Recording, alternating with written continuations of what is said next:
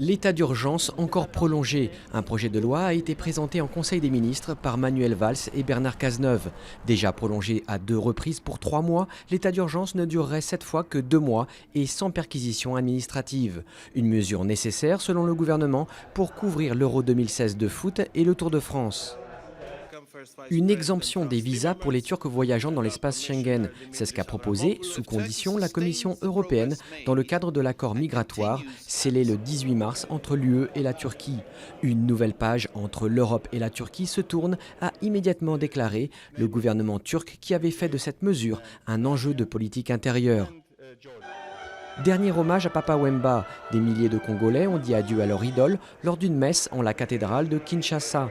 La dépouille du chanteur, décédé le 24 avril à Abidjan, à l'âge de 66 ans, devait ensuite être inhumée dans la périphérie de la capitale de la République démocratique du Congo. La fin de 3 jours de funérailles nationales pour celui qu'on surnommait le roi de la rumba congolaise.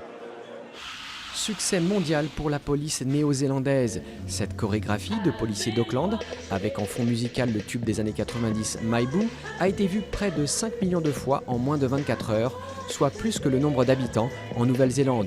Une performance artistique qui a déjà poussé des policiers de New York à faire de même en allant danser sur le pont de Brooklyn.